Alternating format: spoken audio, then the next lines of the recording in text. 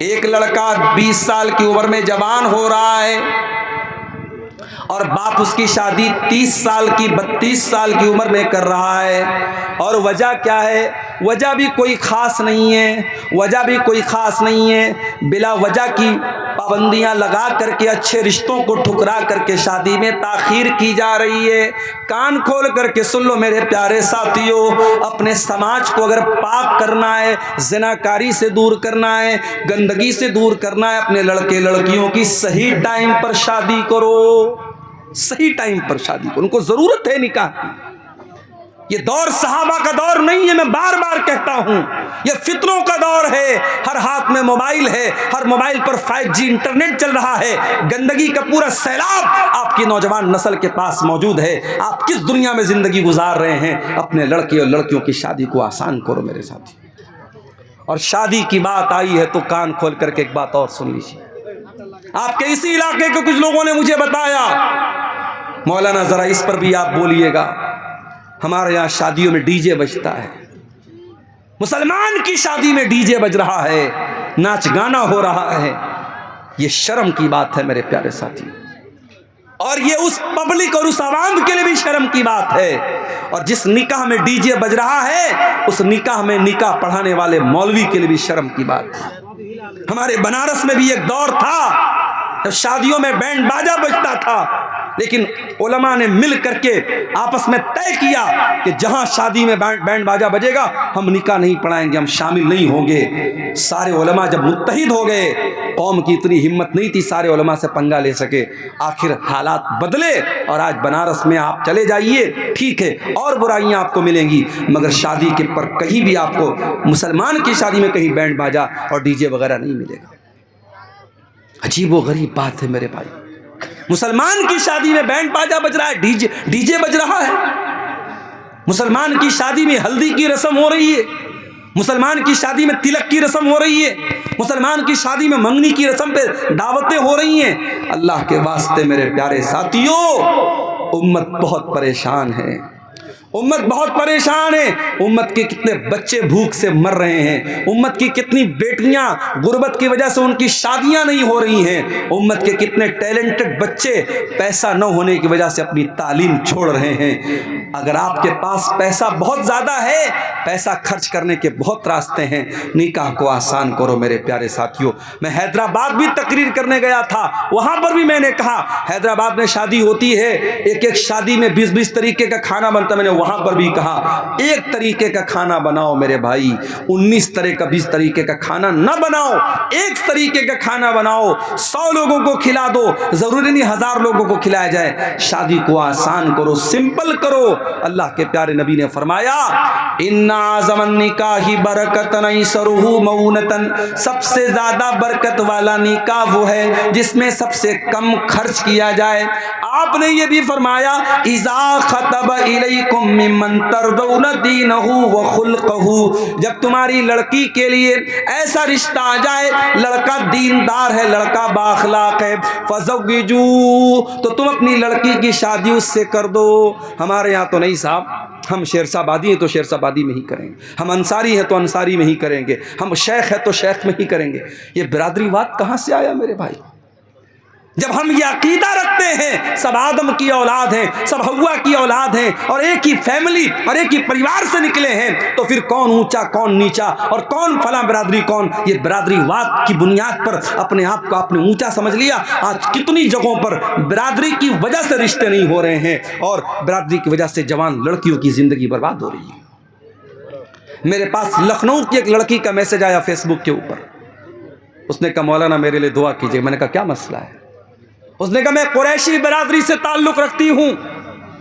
قریشی برادری آپ جانتے ہوں گے، جو گوشت کا کام کرتے ہیں، جن کو ہمارے یہاں قصائی بولتے ہیں، وہ عام طور سے وہ اپنا سرنیم قریشی لکھتے ہیں، قریشی برادری کو۔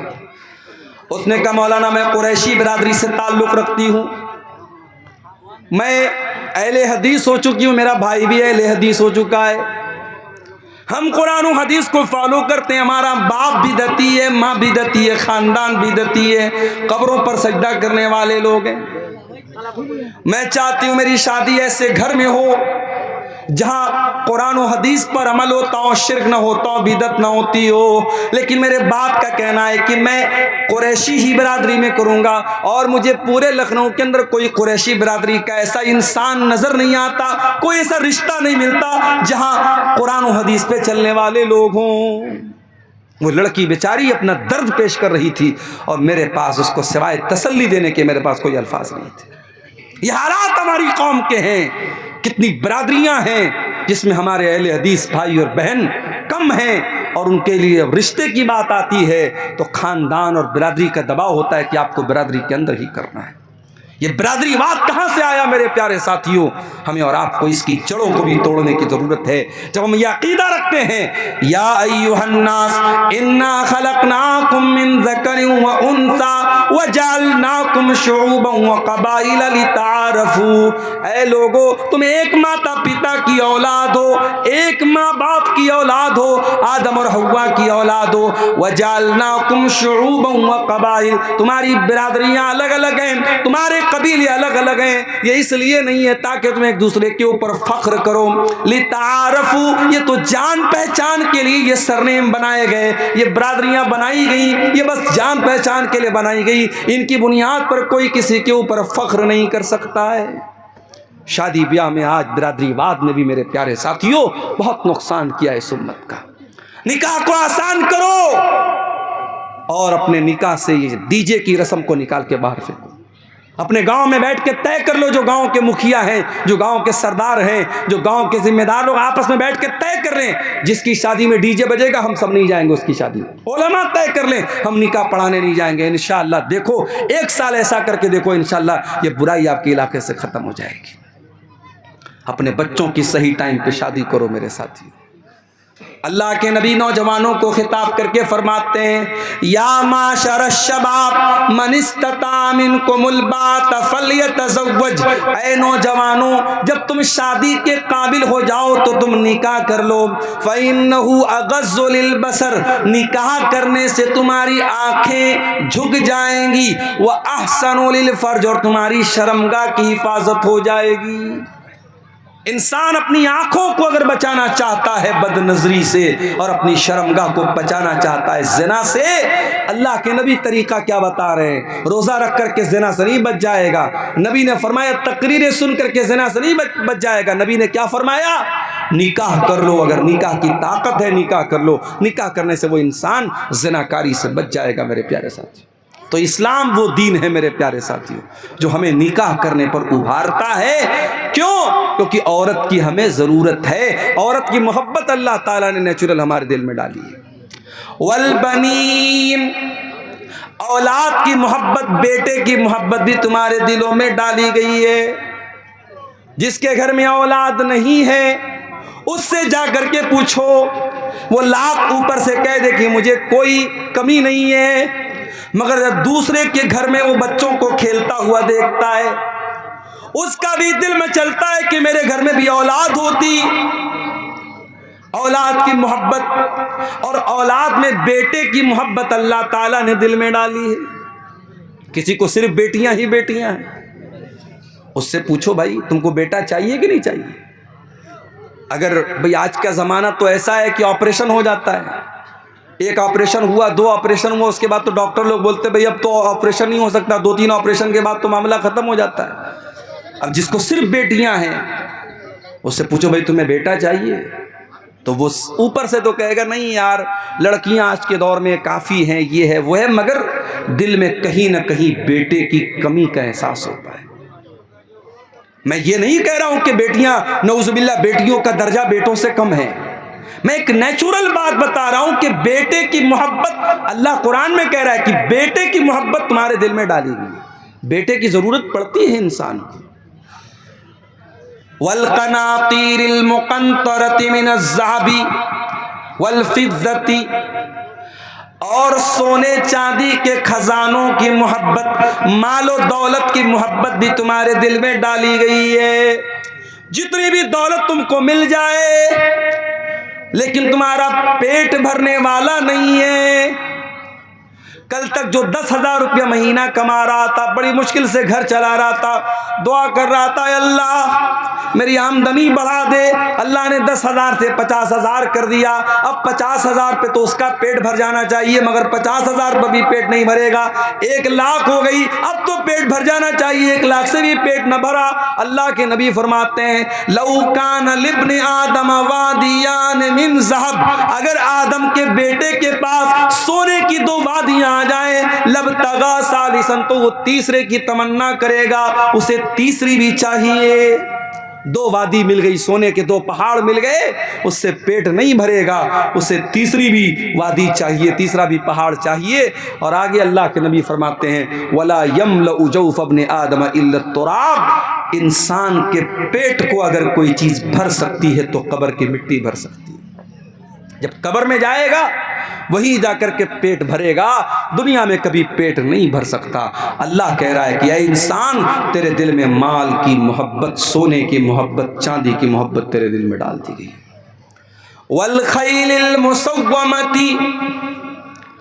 اور انسان کے دل میں گھوڑوں کی محبت ڈال دی گئی ہے، گھوڑے کی محبت اس کے دل میں ڈال دی گئی ہے۔ کیسے گھوڑے؟ جو نشان لگے ہوئے گھوڑے، عرب میں ایک گھوڑا ہوتا تھا جس پر نشان لگا ہوتا تھا، وہ بڑا بہترین گھوڑا ہوتا تھا، اس زمانے کی سواری گھوڑا تھی، آج کے زمانے کی سواری کار ہے۔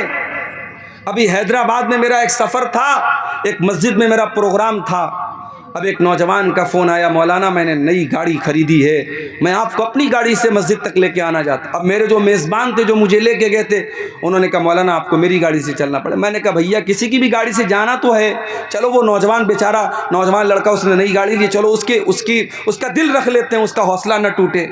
اب وہ جو ہے صاحب مرسڈیز گاڑی اس نے لی تھی، مرسڈیز گاڑی پتہ نہیں لوگ بتاتے کہ 1.5 کروڑ کی گاڑی آتی ہے، وہ گاڑی وہ لڑکا لے کے آیا، اس نے کہا مولانا آپ بیٹھیے میری گاڑی پہ، مجھے بڑی خوشی ہوگی۔ 1.5 کروڑ کی لوگ گاڑیاں لیتے ہیں میرے بھائی۔ گاڑی اور سواری آج کے زمانے میں شان و شوکت اور اسٹیٹس سمبل بن چکی ہے۔ اللہ نے کہا کہ تمہارے دلوں میں ہم نے ڈالا ہے گھوڑے کی محبت۔ اس زمانے کی سواری گھوڑے تھی، آج کے زمانے کی سواری کار ہے، آج کے زمانے کی سواری بائک ہے۔ ہمارا نوجوان لڑکا بلٹ اس کے ہاتھ میں آ جائے اور گاؤں میں جب بلٹ چلاتا ہے ایسا تیزی سے وہ بلٹ تو کھڑ کھڑ کھڑ کھڑ آواز دیتی ہے اور ہارن اس کا بجتا ہے، پورے گاؤں میں جو ہے اپنا وہ دبدبا قائم کرتے ہوئے گاڑی سے نکلتا ہے، بائک سے نکلتا ہے، 4 ویلر سے نکلتا ہے۔ تو انسان کے دل میں، اس کے سینے میں اللہ تعالیٰ نے سواریوں کی محبت بھی ڈالی۔ والانعام، اور اللہ تعالیٰ نے انسانوں کے دلوں میں چوپایوں کی محبت بھی ڈالی ہے۔ آپ لوگ گاؤں دیہات کے ہیں، آپ زیادہ اچھی طریقے سے سمجھتے ہوں گے۔ گائے، بیل، بکری، یہ جو چوپائے ہوتے ہیں، جو لوگ اس کو پالتے ہیں، بڑی محبت ہوتی ہے اپنے چوپائے سے۔ والحرث، اور انسان کو اپنی کھیتی باڑی سے بڑی محبت ہوتی ہے۔ 6 چیزوں کا نام اللہ نے لیا۔ عورت کی محبت تمہارے دل میں ہے، اولاد کی محبت، بیٹے کی محبت تمہارے دل میں ہے، سونے چاندی کی محبت تمہارے دل میں ہے، اور گھوڑے کی محبت تمہارے دل میں ہے، چوپائے کی محبت تمہارے دل میں، اور کھیتی باڑی کی محبت تمہارے دل میں ڈالی گئی ہے۔ 6 چیزوں کا نام لینے کے بعد اللہ نے کیا فرمایا؟ ذالک متاع الحیات الدنیا واللہ عندہ حسن المآب۔ اے میرے بندو، یہ زمین، یہ جائیداد، یہ عورت، یہ دولت، یہ سب یہیں رہ جائیں گے۔ اللہ کے یہاں بہترین ٹھکانہ تم کو تبھی ملے گا جب تم اللہ کو خوش کرو گے۔ یہ سب تو دنیا کا سامان ہے، سب ٹھاٹ پڑا رہ جائے گا، جب لاد چلے گا بن جائے گا۔ کبھی قبر میں آپ کا بیٹا آپ کے ساتھ جائے گا کیا؟ نہیں جائے گا۔ آپ کا بیٹا آپ سے بہت محبت کرتا ہے، آپ مر جائیں گے، آپ کا بیٹا آنسو بہائے گا، روئے گا، آپ کی تعریف کرے گا، مگر آپ کا وہ بیٹا جو آپ سے اتنی محبت کرتا ہے، وہ بیٹا بھی آپ کی لاش کو 24 گھنٹے سے زیادہ اپنے گھر میں نہیں رکھے گا۔ 24 گھنٹے کے اندر کفنائے گا، مولوی صاحب کو بلائے گا، جنازے کی نماز پڑھوائے گا، آپ کو کفن کی 3 چادروں میں لپیٹ دے گا اور آپ کو قبرستان لے جا کر کے قبر کے حوالے کر دے گا۔ آپ کی اولاد، آپ کے رشتہ دار سب آئیں گے اور آپ کو مٹی دے کر کے چلے جائیں گے، ہاتھ جھاڑ کے چلے جائیں گے، کوئی قبر میں آپ کا ساتھ دینے نہیں آئے گا میرے ساتھیوں۔ وہ مال جس مال کے چکر میں آپ نے حلال و حرام کو بھلا دیا، سود کا پیسہ آپ کے گھر میں آیا، جوا کا پیسہ آپ کے گھر میں آیا، حرام کا پیسہ آپ کے گھر میں آیا، آپ کی جیسے ہی سانس کی ڈور تھم گئی، آپ کے دل کی دھڑکن بند ہو گئی، وہ سارا پیسہ دوسروں کا ہو گیا۔ بھئی انسان مرا، پیسہ کس کا ہو گیا؟ وارث کا ہو گیا، بیٹے کا ہو گیا، بیوی کا ہو گیا، ماں کا ہو گیا، باپ کا ہو گیا۔ انسان کچھ لے کے نہیں جا رہا ہے، قبر میں اکیلا جا رہا ہے۔ قبر میں نہ مال آپ کے کام آیا، نہ بچے آپ کے کام آئے، نہ بیوی آپ کے کام آئی، کوئی کام نہ آیا۔ پھر میرے پیارے ساتھیوں، جب اس قبر میں منکر نکیر آئیں گے اور آپ سے 3 سوال کریں گے، من ربو کا، من نبیوں کا، ما دینوں کا، تیرے رب کون ہے، تیرے نبی کون ہے، تیرا دین کیا ہے؟ ان 3 سوالوں کا جواب، آپ کا ایمان اگر صحیح ہوگا، آپ کا عمل صحیح ہوگا، تبھی ان 3 سوالوں کا جواب آپ کی زبان سے نکلے گا، ورنہ جواب بھی نہیں نکلے گا۔ ان 3 سوالوں کا جواب نہیں نکل پائے گا انسان کے زبان سے اگر اس کا عقیدہ صحیح نہیں ہے، اس کا ایمان صحیح نہیں ہے، ان 3 سوالوں کا جواب وہ نہیں دے پائے گا۔ اس کے بعد اللہ کے نبی فرماتے قبر دبوچے گی، قبر تنگ ہو جائے گی۔ ہائے ہائے، عبدالغفار صاحب بہت تقریریں کیا کرتے تھے، بہت آپ نے قرآن کی آیتیں پڑھ پڑھ کے سنائی ہیں، آپ کی قبر میں آپ کا کیا انجام ہوگا؟ ارے میری کیا حیثیت ہے؟ یہاں نبی کے صحابی کا میں آپ کو واقعہ سنا رہا ہوں، نام نوٹ کر لو۔ میرے نوجوانوں، اگر فیس بک پر کبھی فالتو چیزیں دیکھنے سے ٹائم مل جائے تو کبھی یوٹیوب پر جا کر کے اس صحابی کے بارے میں بھی سرچ کر لینا، یہ صحابی کون تھے؟ سعد بن معاذ رضی اللہ تعالیٰ عنہ۔ اتنے بڑے صحابی تھے، اتنے عظیم صحابی تھے، جب ان کا انتقال ہوا، ان کے جنازے کو جب اٹھایا جانے لگا، ان کا بدن بہت ہیوی تھا، ان کی باڈی بہت ہیوی تھی۔ جب جنازے کو اٹھایا جانے لگا، جنازہ بڑا ہلکا تھا، صحابہ نے کہا اللہ کے نبی ان کا جنازہ تو بھاری ہونا چاہیے، ان کا جنازہ اتنا ہلکا کیوں ہے؟ آپ نے فرمایا ان لہو حملتن غیرکم، اے میرے صحابہ، سعد ابن معاذ کے جنازے کو تم نے اکیلے نہیں اٹھایا ہے، فرشتوں نے بھی اٹھایا ہے۔ ان کے جنازے میں 70,000 فرشتے آئے تھے، 70,000۔ میں صحیح حدیث سنا رہا ہوں آپ کو، الحمدللہ۔ ایسا نہیں کہ میں سیمانچل میں بیٹھا ہوں تو کچھ بھی بیان کر کے چلا، صحیح حدیث آپ کے سامنے پڑھ کے سنا رہا ہوں۔ سعد ابن معاذ کے جنازے میں 70,000 فرشتے آئے تھے۔ ان کا انتقال ہوا تو اللہ کے نبی نے فرمایا ھذا الذی تحرک لہ العرش، ان کے انتقال پر اللہ تعالیٰ کا عرش ہل گیا۔ وفتحت لہ ابواب السماء، ان کے مرنے پر آسمان کے سارے دروازے کھول دیے گئے، آسمان والے خوش ہو گئے، بہت نیک انسان کی روح آ رہی ہے، بہت نیک انسان مرنے کے بعد آ رہا ہے۔ اور 70,000 لوگ ان کے جنازے میں شامل، 70,000 فرشتے ان کے جنازے میں شامل ہوئے تھے۔ اتنے بڑے صحابی ہیں حضرت سعد بن معاذ رضی اللہ تعالیٰ عنہ۔ اب ذرا غور سے سننا جو بات میں بتانے جا رہا ہوں۔ سعد ابن معاذ کا انتقال ہو گیا، جنازے کو قبر میں اتارا جا رہا ہے، اللہ کے پیارے نبی وہیں قبر پر کھڑے ہیں۔ اچانک جب ان کو قبر میں اتارا گیا، اللہ کے نبی کا چہرہ بدل گیا، آپ کے چہرے پر خوف کے اثرات آ گئے، ڈر اور بھے آپ کے چہرے پر نظر آنے لگا۔ آپ نے 3 مرتبہ کہا سبحان اللہ سبحان اللہ سبحان اللہ، پھر 3 مرتبہ آپ نے کہا اللہ اکبر اللہ اکبر اللہ اکبر۔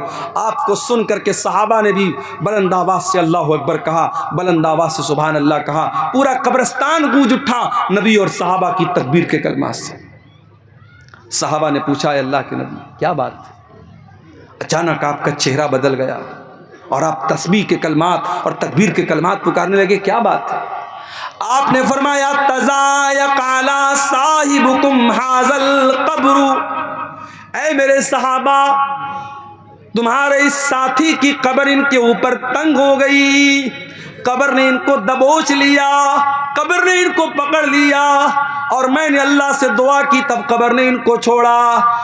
इन्ना लिल कब्रि ज़क़तन, ऐ मेरे सहाबा कब्र सबको दबोचती है, कब्र सबको पकड़ती है। लौ नजा मिन्हु अहदुन लनजा साद इब्न मुआज़, अगर कब्र के दबोचने से कोई बचता तो साद इब्न मुआज़ बच जाते, मगर वो भी नहीं बचे। इसका मतलब कब्र सबको दबोचेगी, कब्र सबको पकड़ेगी। कब्र का अजाब सबको नहीं होगा, मगर कब्र दबोचने का जो काम करेगी वो सबके साथ कर, मुझे भी दबोचेगी, आपको भी दबोचेगी। मालो दौलत की दौड़ में अंधाधुंध भागने वालों, दुनिया में जरा सी मुसीबत आ जाए तो उससे बचने के लाखों इंतजाम करते हो, कभी कब्र से, कब्र के अजाब से मेरे प्यारे साथी अपने आप को बचाने का भी इंतजाम कर लो। आज हालात ये हो चुके हैं, मालो दौलत की मोहब्बत इस कदर हमारे दिल में पैदा हो चुकी है कि हम हलाल और हराम भूल चुके हैं, और हमें नबी की वो हदीस याद आती है।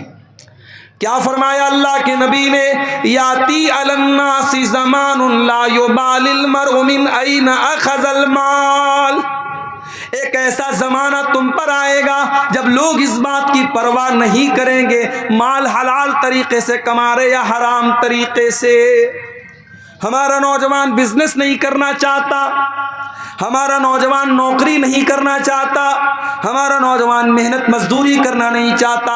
वो चाहता है कि ड्रीम 11 पर जुआ खेल करके पैसा कमा ले, वो चाहता है कि IPL में सट्टा लगा करके पैसा कमा ले, वो चाहता है कि ओजोन नाम की कोई कंपनी आ जाए, मेटा ओजोन नाम की कोई कंपनी आ जाए, क्रिप्टो करेंसी के नाम से कोई कंपनी आ जाए, और बैठे बिठाए पैसा लगा करके बैठे बिठाए रातों रात अमीर बन जाए। मेरे नौजवानों, अपने आप को काहिल मत बनाओ, अपने दिमाग को और अपने जिस्म को मेहनत पर लगाओ। इसी मुल्क में रतन टाटा का भी इंतकाल हुआ, बहुत छोटी सी शुरुआत की थी रतन टाटा ने, और आज उनकी कंपनी का एक ब्रांड बन गया। सड़क पर मारुति की गाड़ी भी आती है, होंडा की गाड़ी भी आती है, और टाटा की गाड़ी भी आती है। कभी आपने फर्क महसूस किया? टाटा की गाड़ी जब आती है लोग कहते भाई साहब टाटा की कंपनी, टाटा की गाड़ी मजबूती में बेमिसाल होती है। मैं साउथ इंडिया में मैंने देखा कि लोग मारुति की गाड़ी नहीं खरीदते, 4 व्हीलर मारुति की बिल्कुल नहीं खरीदते। आंध्रा वगैरह में मैंने देखा। मुझसे लोगों ने कहा मौलाना कभी गाड़ी लेना टाटा की लेना, क्यों? बोले फैमिली के साथ आपको सफ़र करना है अगर हमेशा टाटा की गाड़ी लेना, क्योंकि टाटा की गाड़ी बहुत मजबूत होती है, बहुत परीक्षण होता है, बहुत जाँच होती है, उसके बाद वो मार्केट में आती है। एक छोटी सी कंपनी खोली थी रतन टाटा ने, आज पूरे भारत का एक बड़ा ब्रांड बन गया। हम और आप भी ब्रांड बना सकते हैं मेरे साथियों। हमारा भी कोई नौजवान अगर मेहनत और हिम्मत से काम ले, कल उसकी कंपनी का भी एक ब्रांड बन सकता है।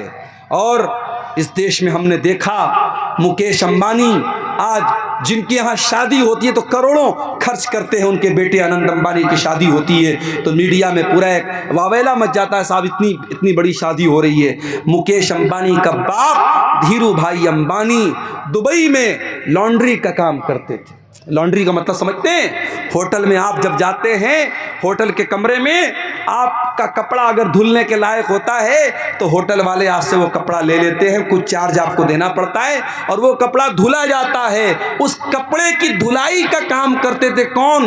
मुकेश अंबानी के जो बाप थे जिनका नाम था धीरू भाई अंबानी।